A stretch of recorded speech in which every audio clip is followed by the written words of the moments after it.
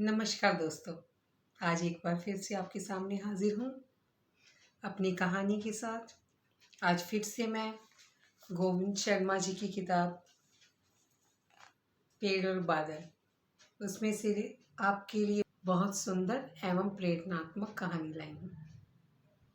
तो आशा करूँगी आप मेरी कहानी ध्यान से सुनेंगे और आदरणीय गोविंद शर्मा जी के प्रयास को सफल बनाएंगे, क्योंकि ये जो शिक्षाएं इन कहानियों से आपको मिल रही है ना, ये छोटी छोटी सीख, तो उनको अपनाना है, उनको अपने जीवन में लागू करना है। चलिए शुरू करते हैं। कहानी का नाम है नीम का बीज। नीम तो सुना होगा ना, नीम का पेड़ होता है, कड़वी होती है नीम, पर उसके फायदे बहुत होते हैं। तो चलिए पहले कहानी सुनते हैं, फिर देखते हैं ये कहानी क्या बोलती है और क्या सिखाती है। इसके बारे में हम बाद में बात करेंगे। चलिए अब ध्यान से सुनिएगा मेरी कहानी। हमारे गांव का स्कूल देखने के लिए विश्व प्रसिद्ध वैज्ञानिक रिचर्ड आएंगे। हमारे प्रधानाचार्य ने प्रार्थना सभा में यह बात बताई। यह सुनते ही हम सब विद्यार्थी खुश हो गए। हम जोर जोर से तालियां बजाने लगे। हमारा उत्साह देखकर प्रधानाचार्य और दूसरे शिक्षक भी बहुत खुश हुए। फिर प्रधानाचार्य गंभीर होकर बोले, मैं तो जानता हूँ कि जो विद्यार्थी विज्ञान पढ़ रहे हैं वे अपने विषय का अच्छा ज्ञान रखते हैं, क्योंकि आपके विज्ञान शिक्षकों की पढ़ाने की कला और उनकी मेहनत के कारण विज्ञान में सबकी रुचि बनी हुई है। पर मैं यह भी जानता हूँ कि आप मेधावी होने के साथ साथ शरारती भी खूब हैं। बच्चे तो शरारती होती ही हैं। हम भी शिक्षक हैं, हमें पता है क्लास में बच्चों को कैसे चुप कराते हैं, कैसे उनका ध्यान पढ़ाई में लगाते हैं। पिछले साल एक फिल्म की शूटिंग के कारण अपने गांव के तालाब पर फिल्म अभिनेता आए थे। उन्होंने भी गांव का स्कूल देखना चाहा था। वे स्कूल में आए तो आपने उनकी बातों की, उनके फिल्मी चरित्रों की ऐसी ऐसी नकल की कि उन्हें कहना पड़ा कि बच्चों, तुम तो मेरे से भी बड़े अभिनेता हो। मैंने तो सोचा था कि तुम मेरी एक्टिंग की प्रशंसा करोगे, पर यहाँ तो मैं तुमसे हार कर ही जा रहा हूँ। विदेश से आने वाले वैज्ञानिक महोदय को आप जरा भी परेशान नहीं करेंगे, यह याद रखना। ये हिदायतें प्रधानाचार्य अपने स्कूल के विद्यार्थियों को दे रही है जो बहुत शरारती हैं। देखते हैं क्या करते हैं वो। वैज्ञानिक महोदय आए। उन्होंने भाषण देना शुरू किया। वे अंग्रेजी में बोल रहे थे, पर हमारे अंग्रेजी के अध्यापक हिंदी में उसका अनुवाद कर रहे थे, इसलिए हम बच्चों को उनकी बात समझने में कोई कठिनाई नहीं हो रही थी। वैज्ञानिक महोदय गर्व के साथ बोलने लगे कि उनके देश में कई नए आविष्कार हुए हैं जो शीघ्र ही दुनिया के सामने आने वाले हैं, जैसे तेज गति का एक वायुयान जो कुछ मिनटों में अमेरिका से भारत पहुंच जाएगा, नया डायनामाइट जो कुछ सेकंडों में विशाल भवनों को मिट्टी बना देगा। उन्होंने कुछ और काम भी बताए जो भारत में वर्षों में पूरे होते हैं, पर उनके यहाँ थोड़े से समय में ही पूरे हो जाते हैं। तो अपने शहर के लोगों के दिमाग की वो तारीफ कर रहे थे बच्चों के सामने। बच्चे भी आज बहुत ध्यान से सुन रहे थे उनको। उनके इन कथनों का बच्चों पर काफी असर हुआ। सभी चुपचाप उन्हें सुन रहे थे।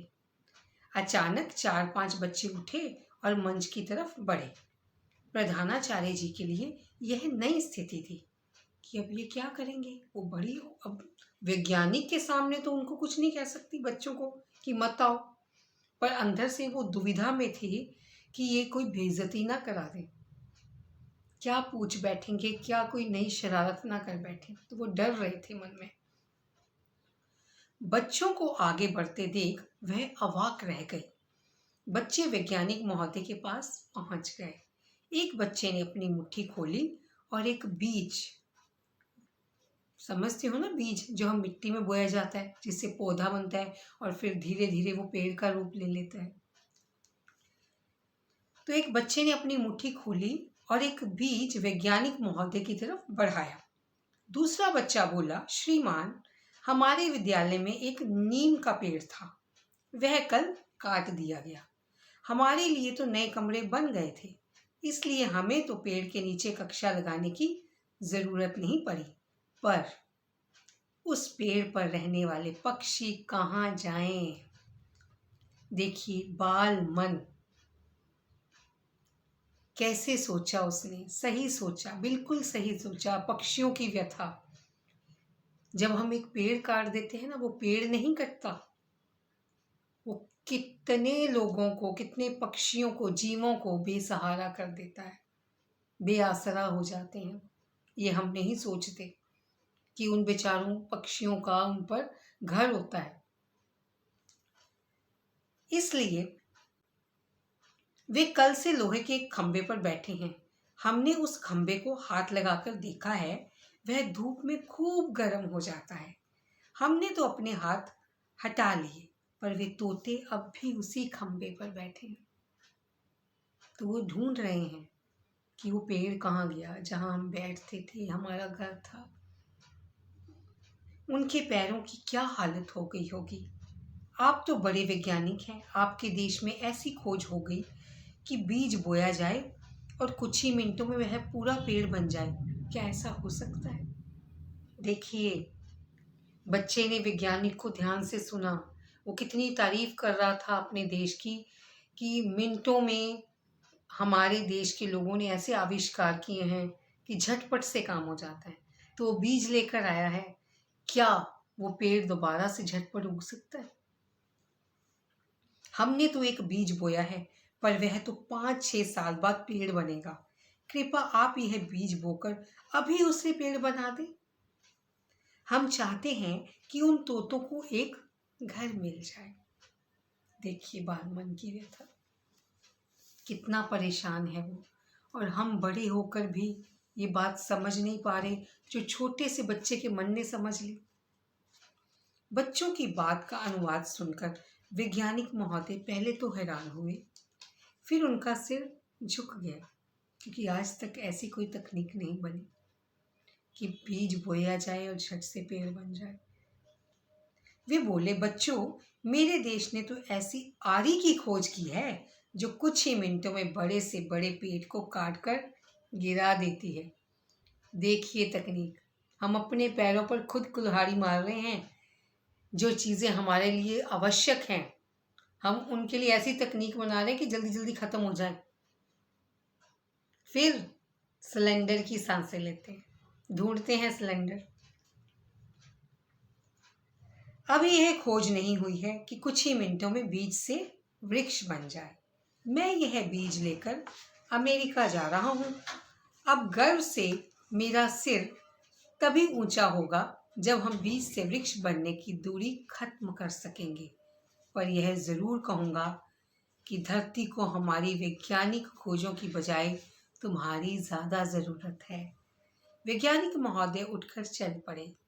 उन्होंने बाहर जाते हुए लोहे के खंभे और तारों पर धूप में बैठे पक्षियों को देखा और चुपचाप आगे बढ़ गए, क्योंकि ना तो उनके पास कोई आज हल था इस चीज़ का और ना ही बच्चों के इस प्रश्न का उत्तर।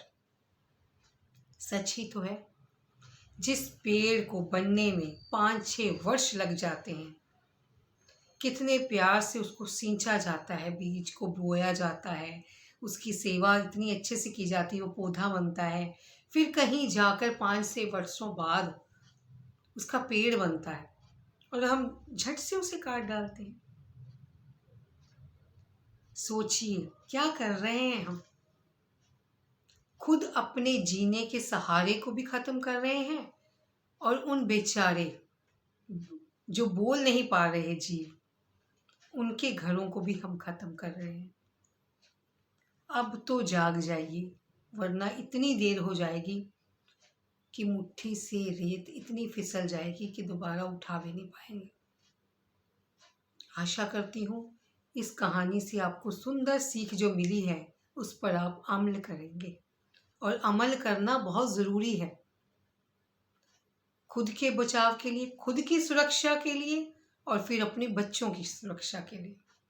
पेड़ लगाइए, हवा का इंतज़ाम कीजिए ताकि हमें वो खरीदनी ना पड़े। और मेरे चैनल को लाइक, शेयर और सब्सक्राइब करना भी मत भूलिए। धन्यवाद। फिर मिलूंगी आपको एक अच्छी कहानी के साथ।